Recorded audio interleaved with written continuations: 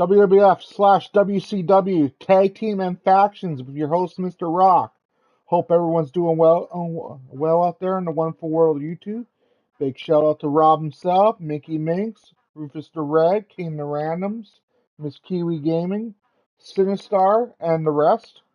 Um, if you haven't, please like and subscribe to all those channels that I just listed. With that being said, we're going to get right into the video. With number 20 being the Smoking Guns.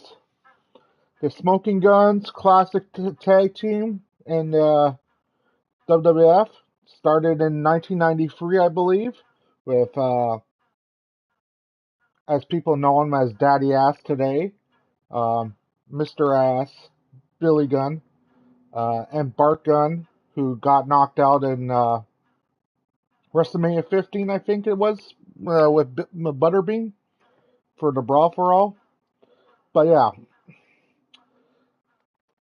Smoking Guns, Classic Tag Team, won the championships. The manager was Sunny for a bit until she turned her back. But yeah, Smoking Guns is number 20. Number 19 is Harlem Heat. Booker T, Stevie Ray, back in WCW. You couldn't love Harlem Heat. You know, classic tag team. Won, what was it? 7, 8 WCW Tag Team Champions, I think it was, at the time. Real brothers, knew how it was done, knew how the game was. Of course, Stevie Ray turned his back on Booker T, joined the NWO. We all know the story about that. But when they were together, it was fire. Number 8 is the Ultimate Maniacs, and people don't know. People might not know who the Ultimate Maniacs are because they didn't last long. They were a short tag team of Ultimate Warrior and the Macho Man Randy Savage. But yeah, the Ultimate Maniacs back in, I believe, 92. It was. I think it was 91, 92. And the reason why it didn't last long is because, well, Ultimate Warrior left in 1992, so it didn't really last that long.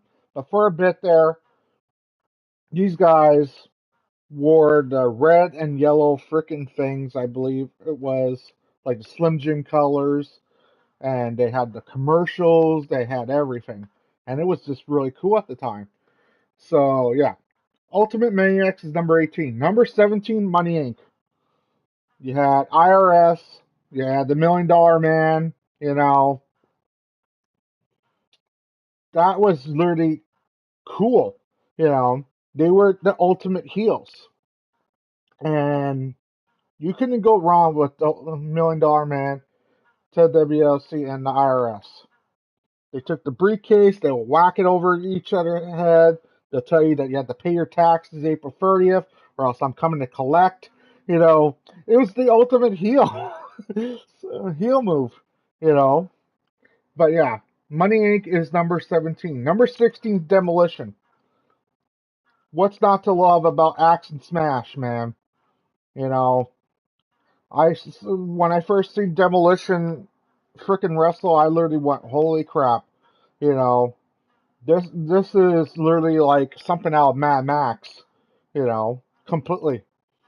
Like they dress like the guys and everything else. What was the Mad Max villain name in World War? Huge Humongous or something like that.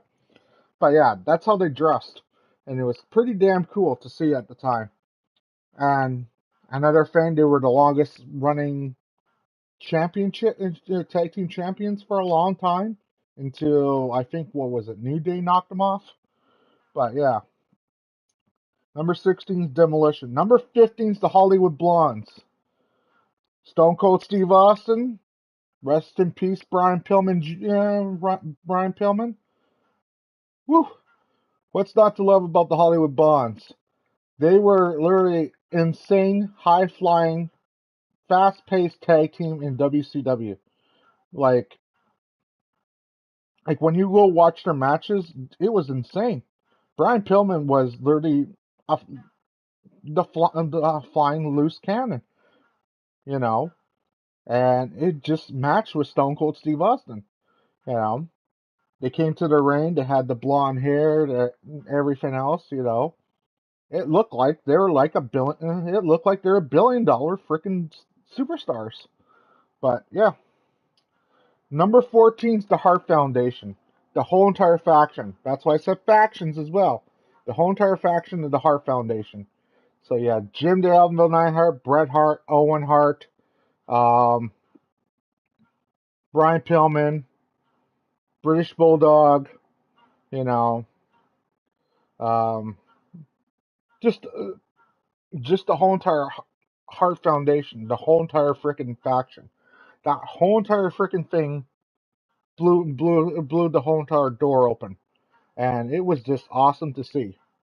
Um, but yeah, the Hart Foundation is number 14 because without the Hart Foundation, I don't think there wasn't literally a big push in WWF at 97. To be honest, like one of the biggest pay-per-views was, what was it, In Your House Calgary Stampede, I think it was called, or something like that, where they had the whole entire Hart Foundation out there, and it was just awesome.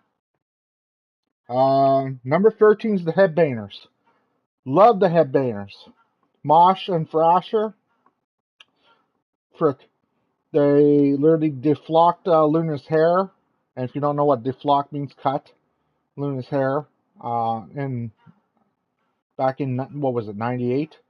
Smashed a ghetto blaster in someone's face. Um, but yeah, they wore their Marilyn Manson t-shirts, and you know, at the time, it was cool to literally like heavy metal like that. Marilyn Manson, the grunge days, everything, and they were the first tag team that I remember that was wearing stuff like that in WWF. You know, so yeah, Headbangers. Now, number 12 is D-Generation X / New Age Outlaws. The reason why it's literally both is because New Age Outlaws kind of literally joined D-Generation X and technically vice versa. So I literally put both on the list. What's not to say? I love their even original DX. Rick Rude, Chyna, Shawn Michaels, Triple H. Those were the originals. Then you had Billy Gunn, Road Dogg, and X-Pac join in later. But the original faction was good. Of course, Rick Rude left for WCW. We know the story about that. But Rick Rude was the first person that I really remember that was on two episodes on the same night. You know, back in November, what was it, November of '97? He literally was on WCW and he was on WWF programming on the exact same night. So there was that. Number 11 is the Steiner brothers. You gotta love Rick Steiner. You gotta love Scott Steiner. There's nothing finer than Big Papa Pump Scott Steiner, man, and he's proved it. You know, Steiner Brothers was so awesome tag team. It was not even funny. You know, um, but yeah, I love the Steiner Brothers. You know, yeah, yeah. Number 10 is the Four Horsemen. You gotta put the four up if you're gonna talk about the Four Horsemen. You know, pioneers of wrestling. You know, if it wasn't for the Four Horsemen, there probably wouldn't be an NWO. There probably wouldn't be a D-Generation X. You know, you had, hey, Robert King, hope all was well. But yeah, the Four Horsemen, Ric Flair, what was it, Barry Windham, Dean Malenko, Chris Benoit. They had so many members. Steve Mongo McMichael. No, yeah, Steve Mongo McMichael was one. Mr. Perfect was a Four Horseman. Arn Anderson was a Four Horseman. It just became like like the whole entire thing. Yeah, I'm not doing too bad. Just getting through this list. We're at number 10. 20. So yeah. Number nine's Too Cool. Too Cool, Rikishi, Sky Too Hottie, Grandmaster Sexay. 2000s at the time. It was really cool to see this, you know, especially in the 2000 Royal Rumble where they're all dancing together. And you had their music, and then Rikishi literally turns their back and throws both of them over the top rope. That was freaking cool at the time. So yeah, damn this freaking fly. But yeah, number 8 is APA. Bradshaw, Farouk, the Acolytes. They were first called. I loved APA Acolytes. You know, like they're just hard hitting, abusive tag team. I remember them beating the crap out of the Dudley Boys because they hated ECW degenerates. And I just remember them just literally going to town on the Dudley Boys when they first came in. And it was just like, holy crap, are they going to kill them? And this was literally like just when the Dudleys were coming in back in, I think, what was it, 98, 99? I think it was either 98 or 99 when they first came in. Like they had to deal with the acolytes slash APA, and they just literally punched the living crap and made me literally go, "Holy shit, these guys are tough," you know. So yeah, number 8, it's APA. Number 7 is the Dudley Boys, like I just talked about. The Dudley Boys, hard hit, like they literally got their ass knocked out, but you got to show the Dudley Boys respect. They were in TLC matches and everything else. They were at WrestleMania 2000 in that, what was that, triple ladder match or something like that it was called, which literally blew me away, you know. And yeah, Dudley Boys, Bubba Ray, Devon Dudley, even Spike Dudley, later on. But it was literally like, whoa, at the time. But yeah, Dudley Boys is number 7. Number 6 is the Hardy Boys, Matt and Jeff Hardy. Like they're even in AEW. They're still wrestling to this day. You know, I think they started in 1993, if I remember correctly, and they were doing job shows for a long period of time until about 98, I believe it was, where they got their big push. And yeah, uh, but yeah, Matt and Jeff Hardy. You know,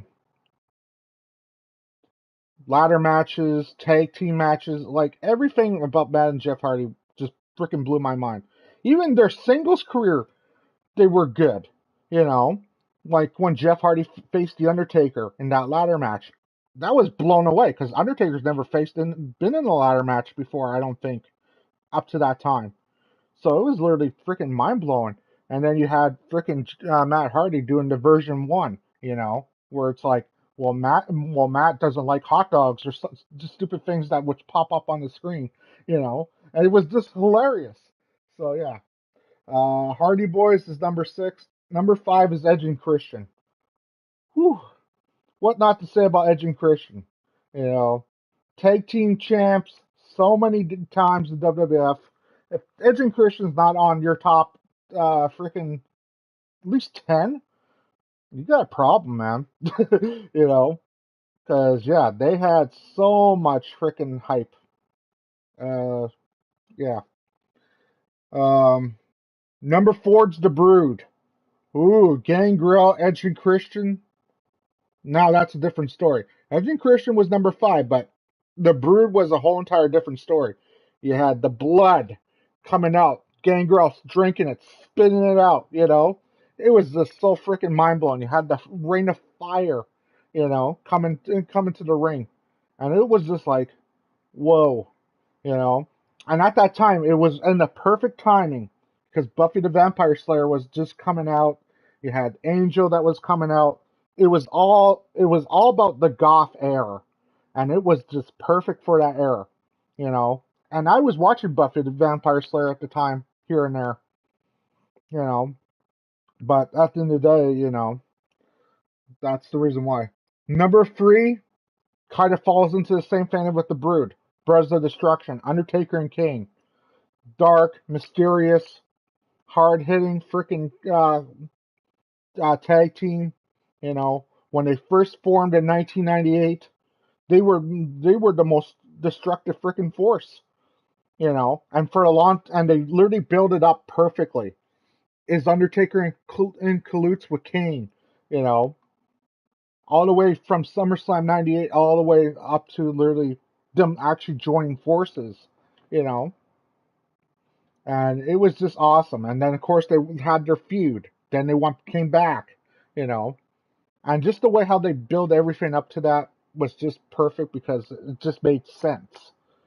You know. Number 2, I'm wearing it. NWO. Number 2 is NWO / The Outsiders. What's not to love about Kevin Nash, Scott Hall, Hollywood Hulk Hogan? The original 3. They changed the wrestling era. 1996, Bash at the Beach. They changed the game. You know, Before, it was all cartoony wrestling. Then they came along, and it was literally like, holy shit. We're flipping the switch to literally teenagers and adults, because before that, it was all cartoony for kids. We split the switch right when the NWO literally came on, you know. And for a long period of time, that whole entire NWO freaking thing killed WWF. It killed them in the ratings. WWF couldn't compete. That's why they went to the Attitude Era, because they had to do something drastic, you know. And if NWO played it smart, if they literally played it smart, they would still be around here to this day. WCW would still have lived to this day if they would have played it smart. But they got dumb. They literally started creating the Wolfpack, the NWO 2000, this, that, And it just got to the point where it's just like, okay, you're just bearing NWO to the ground, you know. And number 1, I grew up with them. They were the first tag team I ever seen frickin' wrestle, pretty much. And if it wasn't for them, Mr. Rock would never have fallen in love with wrestling. And that's the Legion of Doom. Hawk, Animal, what a rush it was to literally watch you guys. You know, when I first seen them come out in the SummerSlam 1992 with their motorcycles driving, you had Paul Elverin on the motorcycle as well. You had Rocco, their freaking ventriloquist. I just went, whoa, because I literally and then I got to meet Hulk and Animal back in, I think, what was it, 94, 95, I think it was. I got to meet Hawk and Animal, and I actually got the spikes from them. I wish I still had those spikes, but those spikes my dad sold, But I actually had the spikes of Hawk and Animal, and it was really cool, you know. And it was autographed and signed by them. I freaking loved Legion of Doom so much, you know. I didn't like their later years. Don't get me wrong. LOD 2000, when they've literally brought in draws, and they made Hawk into this drunk person, that was bad. I don't know why they did that. It kind of killed the career of the Legion of Doom. It really did. And I don't think Legion of Doom ever recovered from that. And both Animal and Hawk are dead to this day, so there's nothing to really go on, on that freaking fact. But I think it really hurt their career, and you know they didn't deserve that.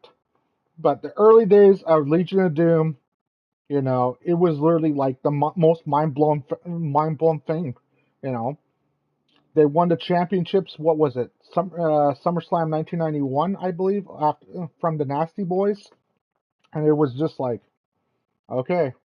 But yeah, that is my list of the top 20 WWF, WCW tag teams and factions.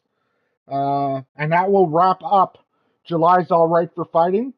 I want to thank Robert Kingfish, for coming out and everyone else that literally has came out and will like and subscribe to this channel. But yeah, um, next week's video is going to be the Tupac video. My story about how I first met Tupac and everything else. And then after that, we're going to be doing top 20 N64 games, top 20, 25 NES games, no, Super NES games, and everything else. But yeah, so that's all coming out in the month of August, and that's also the theme, Crazy Summers Games Fest.